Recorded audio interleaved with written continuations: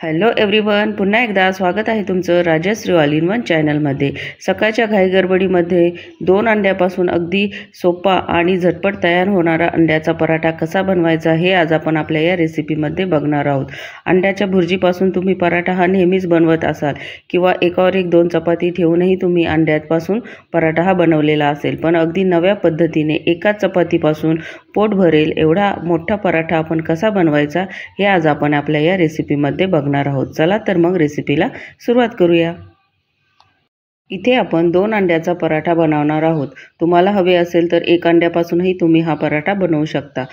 अंड्याच्या प्रमाणा इतपत आपल्याला इथे उंड्याची साईज घ्यायची आहे। 2 अंड्यासाठी थोडासा मोठा उंडा इथे मी घेतलेला आहे आणि तो आता अंडाकृती साईजचा आपल्याला लाटून घ्यायचा आहे।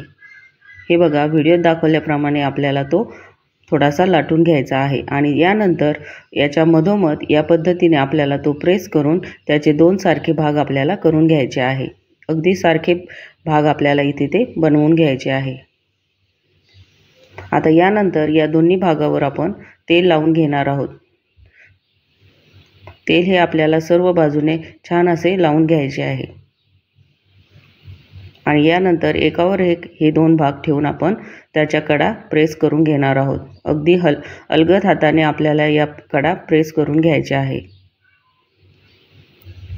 आता आपण हा उंडा लाटून घेऊया। अगदी हलक्या हाताने आपल्याला हा पराठा लाटून घ्यायचा आहे।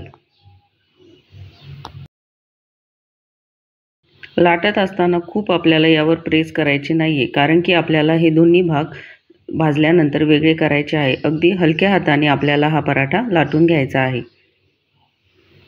हे बघा, दोन्ही साइडनी पीठ लावून अगदी हलक्या हाताने मी हा पराठा इथे लाटून घेतलेला आहे।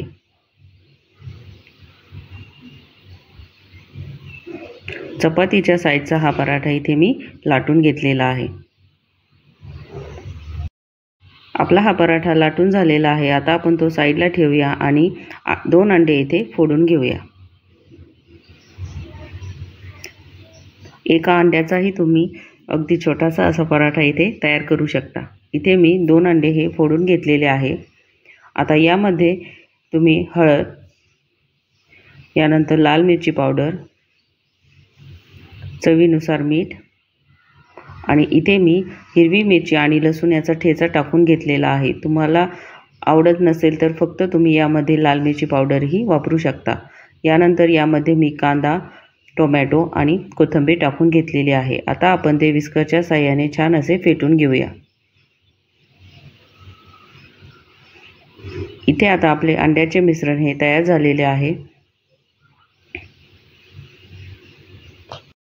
चला तर मग स्वादिष्ट असा पराठा कसा बनवायचा ते आता आपण बघूया।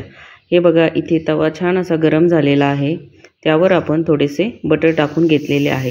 हे बटर आता आपण सर्व साइडला छान असे पसरवून घेऊया। तुम्ही हा पराठा तेल किंवा तुपामध्येही भाजून घेऊ शकता। इथे मी बटर वापरलेले आहे। बटरमुळे पराठ्याला छान अशी टेस्ट येते। आता ही लाटलेली चपाती आपण यावर टाकून घेतलेली आहे। एका साइडने आपल्याला ती छान अशी भाजून घ्यायची आहे आणि यानंतर दुसऱ्या साइडनेही आपण ती भाजून घेऊया। हे बघा, दोन्ही साइडनी मी ती भाजून घेतलेली आहे। आता यानंतर या पद्धतीने उलटणीच्या साहाय्याने आपण त्याचे दोन्ही भाग वेगळे करून घेणार आहोत। पिठाच्या उंड्याला छान असे तेल लावल्यामुळे हे बघा, याचे दोन्ही भाग सहज असे वेगळे झालेले आहे। व्हिडिओमध्ये तुम्ही ते बघू शकता।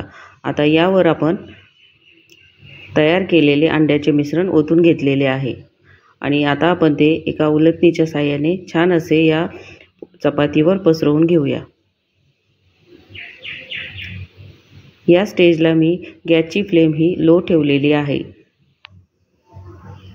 यानंतर चपातीचा दुसरा भाग या मिश्रणावर आपल्याला या पद्धतीने ठेवून हाताच्या साहाय्याने हे मिश्रण आपल्याला सर्व बाजूकडे पसरवून घ्यायचे आहे आणि यानंतर बटर टाकून आपण आता हा पराठा छान असा भाजून घेणार आहोत। सुरुवातीला 2 ते 3 मिनिट आपल्याला हे मिश्रण थोडेसे शिजून द्यायचे आहे आणि त्यानंतरच हा पराठा आपल्याला उलटा करून घ्यायचा आहे। हे बघा, इथे तुम्ही बघू शकता किती सुंदर असा हा पराठा आपला इथे भाजला गेलेला आहे। आता गॅसची फ्लेम आपण मीडियम ठेवणार आहोत आणि बटर टाकून हा पराठा आपल्याला अगदी क्रिस्पी होईपर्यंत भाजून घ्यायचा आहे।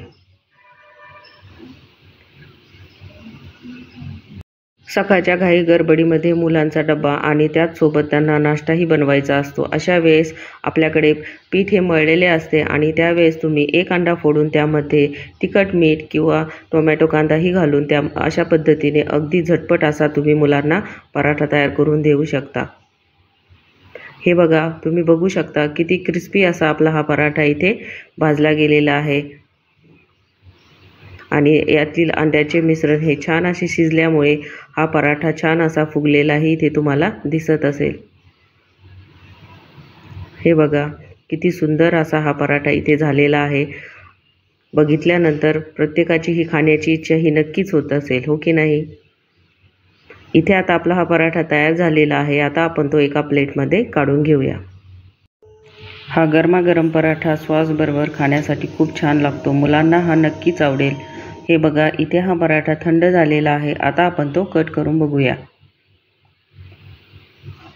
याचे सुरुवातीला मी 2 भाग करून घेतले आहे। हे बघा, आता आपण हा 4 भागामध्ये कट करून घेऊया।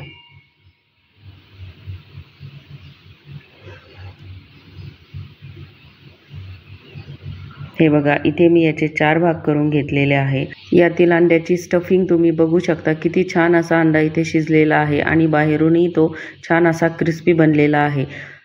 सँडविचलाही मागे टाकेल असा आपला हा पराठा इथे तयार झालेला आहे। चला तर मग तुम्हीही या पद्धतीने पराठा बनवून बघा आणि तो कसा बनला हे मला कमेंट करून नक्की कळवा आणि माझी ही रेसिपी जास्तीत जास्त तुम्ही तुमच्या फ्रेंड्समध्ये शेअर करा। पुन्हा भेटूया अशाच एका नव्या रेसिपीमध्ये। तोपर्यंत मस्त खा आणि हेल्दी रहा।